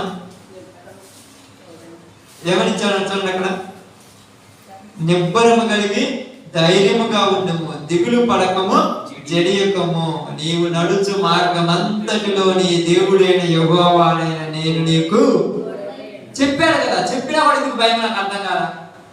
అప్పుడప్పుడు చిన్నపిల్లలు ఉంటారు, అప్పుడు అబ్బాయి అంటున్నాడు ఉన్నప్పుడు ఎక్కడైనా నేలలో తీసుకుపోతుంటారు, నదిలో ఎత్తుకొని, వాడు భయపడుతుంటాడు. అప్పుడు ఏమంటాడు? వెంటనే నేను లేనా, నేనున్నా కానీ ఎందుకు భయం అన్నా కానీ, ఇప్పుడు వాడు ఏమంటాడు? నాకు భయం లేదు, ఎందుకంటే మా నాన్న ఉన్నారు. మా నాన్న రేపు నీళ్ళు అంటే మా నాన్న మునిగిపోతే కదా నేను మునిగిపోయేది. అంటే దేవుడు చేత కాకపోతే కదా మనకు కష్టాలు అవుతుంది. నాకు అర్థం కాదు. దేవుడు చేత కాకపోతే కదా మనకు ఇబ్బందులు పడేది. మరి దేవుడి తోడుకుంటే మనకెందుకు భయం? నాకు అర్థం కాదు. దేవుడి తోడు ఉండాలి, మన తోడు కుదరదు. ఎవరి తోడు ఉండాలి? దేవుడి తోడు ఉండాలి. ఎలా దేవుడి తోడు ఉండాలంటే, ఎట్టడి పరిస్థితులు ఏమన్నా తెలుసా? ధనాపేక్ష లేని వారి కలిగిన వాడితో తృప్తి కలిగి ఉండమన్నాడు. ఆ టైం వచ్చినప్పుడు ఆయనే ద్వారాలు తెలిసి అవసరం తెచ్చిపోతాడు అంతే. నీకు దేవుడు అన్ని వాళ్ళని ముందుగానే ముందు డబ్బులు పెట్టిన నెత్తిని పెట్టండి నీ ముందు అయ్యింటే అసలు ఆయన దగ్గరికి రావు. దావీదు ఒక మాట ప్రార్థన చేశాడు. ఏమని చేశాడు? అయ్యా అతిగా నాకు ధనం ఇవ్వద్దు. ఎందుకు? దానము చేత గర్వం వచ్చేసి నేను విడిచిపోతాను. అయ్యా అతి పేదవాడిగా నన్ను చేయొద్దు. ఎందుకు? ఆకలితో నిన్ను దూషిస్తాను. యువనాటికి కావలసిన ఆహారం నాడు నాకు ఇస్తాను. మనం మాత్రము మన ముందు కళ్ళ ముందు బ్యాంక్ బ్యాలెన్స్ అంత ఉంటేనే మనం ధైర్యంగా ఉంటాం. లేకపోతే ఉండగలమా? ఇంట్లో బీరువాళ్ళ ఇంటేనే కరెక్ట్ ఉంటాం. లేకపోతే ఉండగలమా? దేవుడు ఉన్నాడని ధైర్యం ఉండాలా? డబ్బులు ఉన్నాయి, మనుషులు ఉన్నారని ధైర్యం ఉందా? చెప్పండి. ఈరోజు ఉండాలి. ఎవరు ఉండాలి? ఎవరు ఉండాలి? మోషే ఉన్నాడు. ఒక సమయం వచ్చినప్పుడు ఆగిపోయాడు. కానీ మనం కూడా చాలా వరకు ఉన్నాము. కొన్నిసార్లు ఆగిపోయి ఉంటాం. ఆగిపోవడానికి కారణం ఏంటంటే దేవుడు నీకు తోడు లేదు. ఎందుకంటే నీకు నమ్మకం లేదు. అంటే నమ్మకం ఉందా? నీకు నమ్మకం లేదు కాబట్టి ఏమన్నా అంటే ప్రయాస పడుతున్నావు. నీ ప్రయాస వేస్ట్ అయిపోతుంది. నీకున్నా నమ్మకం, దేవుడికి నీ మీద ఎప్పుడు నమ్మకం ఉంది. తండ్రికి పిల్లోడిని మునిగిపోకుండా ఎత్తుకోవాలని నమ్మకం ఉంటుందా? జాగ్రత్త ఉంటా. పిల్లోడికి ఉండాలి తండ్రి మీద నమ్మకం. పిల్లోడికి తండ్రి మీద నమ్మకం ఉంటే తండ్రి ఆడి తీసుకున్న పోతాడు. అదే నమ్మకం లేకపోతే కానీ దేవుడి మీద మనకు నమ్మకం ఉంటే దేవుడు చెప్పినట్టు మనం నడుచుకుంటాం. అదే నమ్మకం లేకపోతే నడుచుకోవడానికి ఇబ్బంది పడమా? మనము బుధవారం ప్రేయర్ పెట్టుకుని మనం అక్కడ ప్రార్థన, అక్కడ ఏం జరిగింది అందరూ తెలుసుగా. అసలు ప్రార్థన జరుగుతుంది ఊహించినవా? నమ్మకమే ఏమి లేదు. గురువారం నైట్ అక్కడ ప్రేయర్ జరిగింది, శుక్రవారం ఉదయాన్నే మళ్ళా సహోదరి వాళ్ళ ఇంటి దగ్గర ప్రేయర్ జరిగింది, మళ్ళా ఈ రోజు కూడా ప్రార్థన జరిగింది. కారణం కేవలం నమ్మకం. ఏంటి వల్ల కాదు నేను చెప్తున్నాను, బలం వల్ల కానీ, అధికారం వల్ల కానీ, డబ్బు వల్ల కానీ, దేని వల్ల జరగాలి? కేవలం నమ్మకం వల్ల మాత్రమే జరుగుతుంది. ఒకవేళ లేకపోయిందంటే అది దేవుని ఇష్టం, లేకపోతే ఆయనే జరిగించుకుంటారు. మనకు అవసరం ఏమన్నా? మనకి ఏదైనా అవసరం ఉందా చెప్పండి? ఇప్పుడు ఇంట్లో పిల్లలు ఉంటారు, మీకు అర్థంగా ఉంటాయని చెప్తున్నాను. పిల్లలు ఉంటారు. ఇప్పుడు 6 చేస్తారు, అంతేనమ్మా 3 సంవత్సరాలు ఉన్నాయి. ఏ రోజైనా వాడికి దిగులుంది ఇంట్లో బియ్యం లేవని? ఎందుకని? ఆకలి అయిందని పోయి అమ్మకాడికి అమ్మ అన్నం అంటే సార్ పెట్టేది. ఎక్కడ తెచ్చి పెట్టాలి, ఎక్కడ పెట్టాలి ఆమె చూసుకుంటది. ఇంట్లోకి సరుకులు తెచ్చి పెట్టాలి, ఎక్కడ నుంచి తేవాలో వాళ్ళ నాన్న చూసుకుంటారు. వాళ్ళకి అసలు టెన్షన్ ఉండదు. ఇప్పుడు మనం కూడా అలాంటి వాళ్ళని దేవుడి సేవలు మనకైతే టెన్షన్ నాకు అర్థం కాదా? ఇప్పుడు ఆ టెన్షన్ పట్టడం కన్నా కదా, అయ్యో బియ్యం అయిపోయి నేను తింటే అన్నదేమో అనుకుంటే అసలు అన్నది కదా. ఏమన్నా అడుగుతురా రోజు? నేను తినే కావాలి, టీ కావాలి, థమ్స్అప్ కావాలి, అవి కావాలి అడుగుతురా? వాడికి తెలియదు. వాడికి ఏం తెలుసు? మా నాన్న మీద నాకు నమ్మకం. ఇంకా కొద్ది పెద్దోడు అయిపోయింది, నమ్మకం ఏమవుతుంటది? తగ్గిపోతుంటది. ఎందుకు తగ్గుద్ది తెలుసా? ఎక్కడ ఎందుకు తగ్గుద్ది?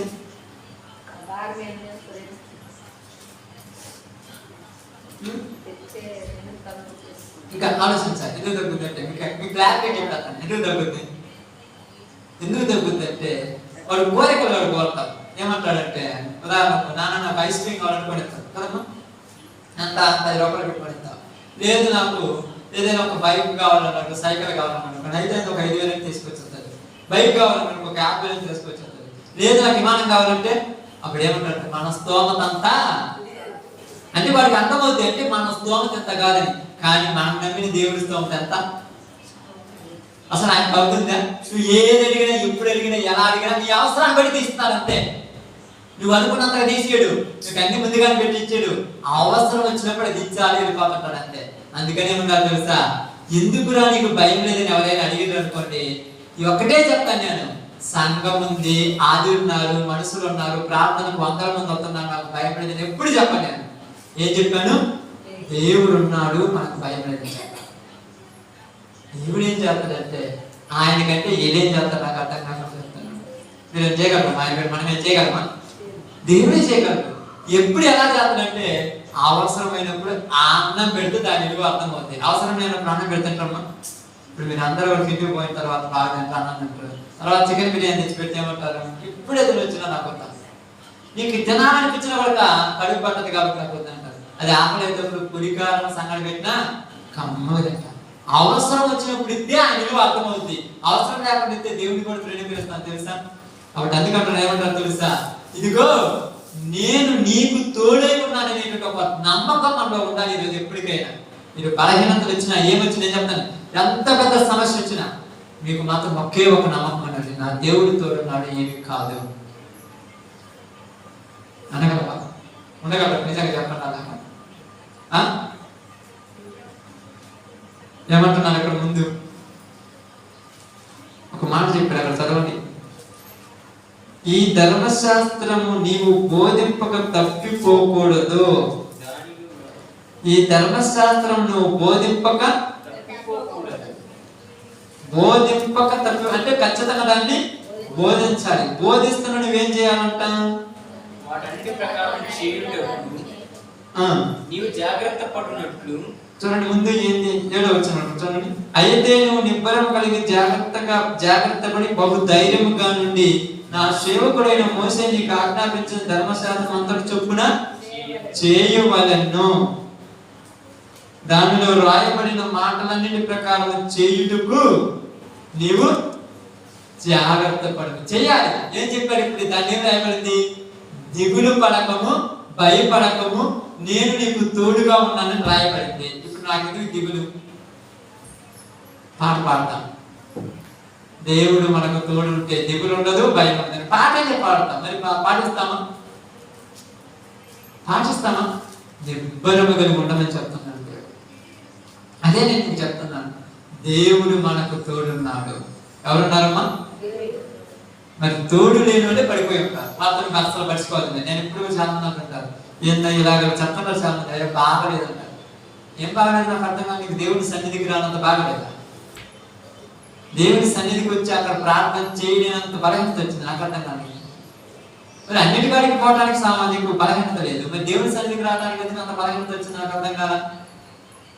అంటే నువ్వేం అర్థం చేసుకోవాలి? వాళ్ళకి దేవుడి తోడు దూరం అవుతుంది, దేవుడికి దూరం అవుతున్నారు కాబట్టి ప్రార్థనకి రావట్లేదు. అంటే ప్రార్థనకి ఎలాగేనేది దేవుడి మందిరానికి రాలేకపోతున్నారు, దూరం అవుతుంది. ఎందుకంటే వాళ్ళు ఆధారపడుతున్నారు శరీరం మీద.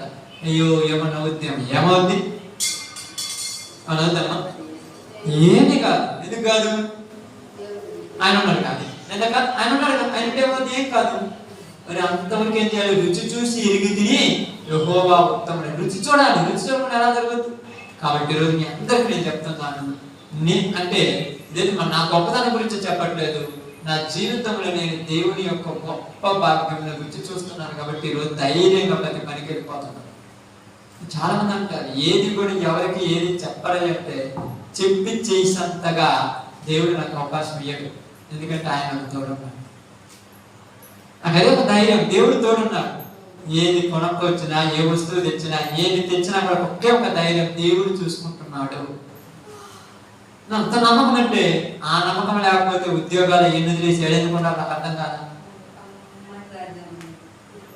అవి ఉండాలి, నమ్మకం ఉండాలి. ఆది లోకము కంట ఇది మధురమైంది. ఆకలి వేసినా కూడా దేవుడి వైపు 2 చేతులు ఎత్తి చూస్తే నీవు చచ్చిపోయేటప్పుడు నీళ్లు బొట్టుకై నేసి బతికెత్తాడు. అది నమ్మకం.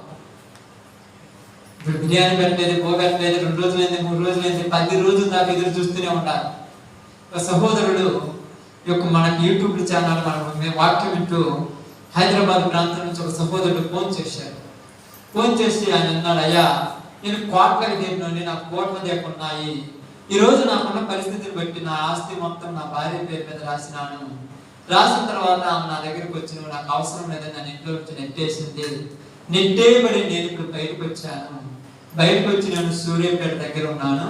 కనీసము పోవటానికి ఛార్జీ కూడా డబ్బులు లేవు. కనీసం కింద కాలు పెట్టి నడిచినోని కాదు, వైజాగ్ పోవాలన్నా, బెంగళూరు పోవాలన్నా, ఎటు పోవాలన్నా కూడా ఫ్లైట్ లో తప్పితే కింద నుంచి వెళ్ళినోని కాదు. 3-4 రోజులు అయింది స్నానం చేయలేదు. అన్నం తినక దగ్గర దాకా 5-6 రోజులు అవుతుంది. ఏమీ అర్థం కాక అంతా చూశాను. ఎంతో మందికి లక్షల కానుకలు ఇచ్చాను, ఎంతో మందికి కాళ్ళు గిఫ్ట్లు ఇచ్చాను, ఎన్నో ఇచ్చాను. ఫోన్ చేసి సమస్య చెబితే ఒకటే అన్నాడు, ప్రార్థన చేస్తామన్నాడు కానీ ఏది మాట్లాడలేదు. మరి మీరు ఎవరు బ్రదర్ మా నెంబర్ తెలుసుంటే ఏదో ప్రార్థన చేసుకున్న తర్వాత వాక్యంలో యూట్యూబ్లో చూశాను, మీ వాక్యం విన్నాను, విన్న తర్వాత ఒక నమ్మకం వచ్చింది, ఫోన్ చేశాము. అయితే ఏంటి మేము ఏం చేయగలం? ఏమీ లేదు, నేను ఇక్కడ నుంచి వేరే ప్రాంతానికి వెళ్ళడానికి ఛార్జీకి దేవుడు సహాయం చేయాలని ప్రార్థించాను. కోర్టు దిగాను. కోర్టు అంటే నాకు తెలిసి 20-30 కోట్ల కంటే ఎక్కువ ఉంటాయని చెప్పారు ఆయన చెప్పినటువంటి పద్ధతి ప్రకారం. మరి ఈ రోజు నువ్వు అనుకున్నావు కదా, మరి ఈ రోజు దేవుడు నీకు సహాయం చేస్తాడని నమ్మకం ఏంటంటే 3,300 రూపాయలు పెట్టి ఒక బైబుల్ కొనుక్కున్నాను. ఈ బైబుల్ నా దగ్గర ఉంది, ఈ ఫోన్ తప్ప నా దగ్గర ఏమి లేవు. మన్న దగ్గరికి వెళ్ళాను, మన్నా చెప్పాడు బైబుల్ తగలబెట్టా 50,000 తనన్నాడు. వాళ్ళ సిస్టర్ గారు వాళ్ళందరూ వచ్చి నీవు పూయిన ఆస్తి మొత్తం కూడా నీకు 2 కోట్లు ఇస్తాను, బైబుల్ చింపేసి ఇంట్లోకి రమ్మన్నాడు. నేను చింపేనన్నా, చచ్చిపోయినప్పుడు ఇంత చచ్చిపోతానని వచ్చాను.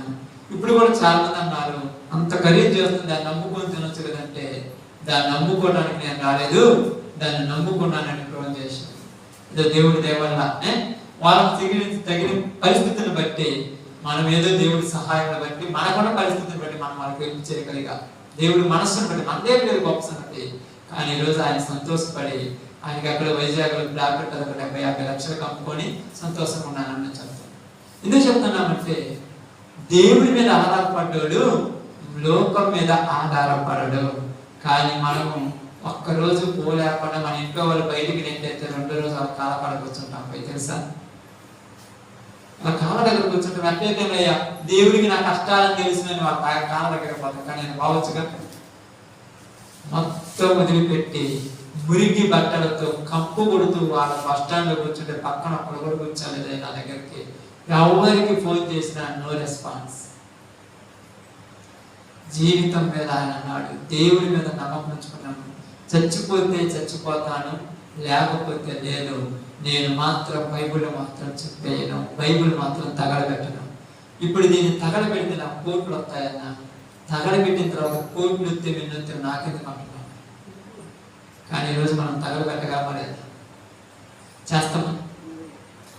ఖచ్చితంగా 100కు 95% చేసేవాళ్ళం అందరూ. మనం సమస్యలు వచ్చినప్పుడు దేవుడి మందిరాన్ని విడిచిపెట్టమంటే చేయడం, దేవుడు వదిలిపెట్టామని చేయడం అంటే ఇక్కడ ఎందుకు చెప్తానంటే ఎగ్జాంపుల్ మీకు దేవుడు నాకు తోడున్నాడు అనడానికి ఒక ఎగ్జాంపుల్ ఏంటంటే ఏ స్థితిలో నేను ఆయన నన్ను ముందుకు నడిపించగలనని నమ్మకం అంతే. ఏ పరిస్థితి అయినా కూడా మనకు దేవుడు తోడుంటే మనకేం కావాలి? దేవుడు సహాయం దేవుడు ఆయన తోడుంటే మనకేమవుతుంది? మనం అర్థం కాదు. ఇప్పుడు మనకు ఉన్నాం, ఎంత ఆనపడితే మనకు భయమా? ఎందుకు భయం లేదు? శుభ్రం పైన రేకులు ఉన్నాయి, చుట్టూ గోడలు ఉన్నాయి, ఏమవుంది? అది మన మీద దీని మీద ఉన్నంత నమ్మకం దేవుడి మీద ఉంటుంది చెప్పండి. పెద్ద గాలికి ఏం లేచిపోతాయి, కానీ దేవుడు మాత్రం మనకి ఎప్పుడు ఎట్ట ఉన్నవాడు కాపాడేవాడు, మనకు విడుదల కలిగించి మన జీవితాలను బలపరిచేవాడు. కాబట్టి ఈరోజు మీ అందరికి నేను తెలియజేసిన ఒక చిన్న మాట ఏంటంటే, మోసేకు తోడైన దేవుడు యెహోషువకు తోడై ఉన్నాడు. మోసే అహంకారం చేత తోడులో నుంచి కొంచెం పక్క తప్పుకున్నాడు, కానీ ఇప్పుడు మనకు కూడా తోడుగా ఉంటానన్నాడు. ఏమంటున్నాడు? నిబ్బరము కలిగి భయపడకము, దిగులు పడకము, నేను నీకు తోడై ఉంటానని అన్నాడు. ఈరోజు దేవుడు మనకు తోడమ్మ మనసు కదా. ఏమంది అప్పుడు అంటున్నాడు, సహోదరులు అంటున్నారు, ఏ వస్తువు తెస్తున్నా కూడా మాకు ఎందుకు చెప్పబోయంటే, మీకు చెప్తే మీరు ఇచ్చే బదులు అయితే మీ మీద ఆధారపడాలి కానీ దేవుడి మీద ఆధారపడతాను. నేను యాక్టివ్ వెళ్ళిపోతే 30,000 అవుతుంది. మనం ఎవరు ఇచ్చారు? దేవుడు ఏమన్నా మీ పైన తెచ్చించారు. అవును, మరి ఆ టైంలోకి వచ్చాక టక్కని తెచ్చేస్తారు అంతే. మళ్ళీ ఏది కూడా చేయలేదు, ఏ వస్తువు కట్టలేదు, ఏం చేయలేదు, టక్కని తెచ్చేస్తారు అంతే. ఎక్కడి నుంచి వచ్చినాయంటే ఈ జీవితమే ఆయనది, దీనికంటే ఎక్కువ కావాలి. ఏం సంపాదించాం మనం అంటే ఇది ఆయన పని, ఆయన చూసుకుంటారు, మనకు ఎక్కడ చూస్తాం. నా ఇంట్లోకి బియ్యం లేకపోతే మీరు ఏం చేస్తారమ్మా? మీ ఇంట్లో బియ్యం లేకపోతే తెచ్చుకోరా? మరి మీరు తెచ్చుకోవాలి, ఆయన ఇంట్లోకి ఆయన తెచ్చుకోలేదా? మనుషుల మీద ఆధారపడతారు అనుకున్నాను. అందుకే మన ఎబ్రిల్ రాసిన పత్రిక చూడండి, ఒక చిన్న మాట చదివి ప్రార్థన చేస్తాను. ఎబ్రిల్ రాసిన పత్రిక అంటే నేను ఏదో గొప్ప విషయం చెప్పట్లేదు. దేవుడి మీద ఆధారపడితే ఆయన చూసుకుంటాడు అంతే. మనుషుల మీద ఆధారపడితే ఇంకొక విధంగా ఇందా చదివిన మాట,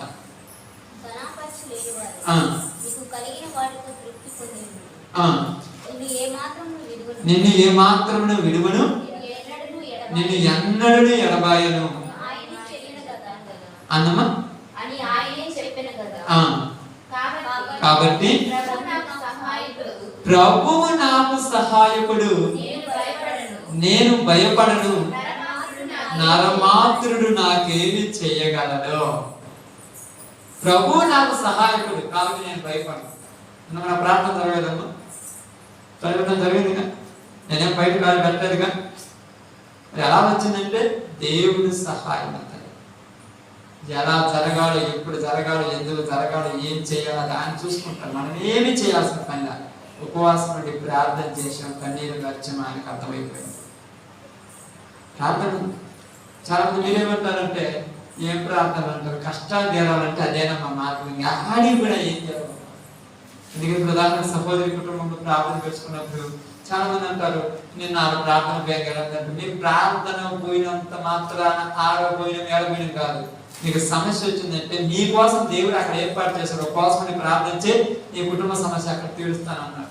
కానీ మీరు మాత్రం మా మనుషుల దగ్గర, ఏ మనుషుల దగ్గర కాలక్షేపం చేస్తున్నారు, కానీ అక్కడికి వచ్చి మొక్కల మీద కూర్చొని మనం ప్రార్థన చేస్తున్నారా?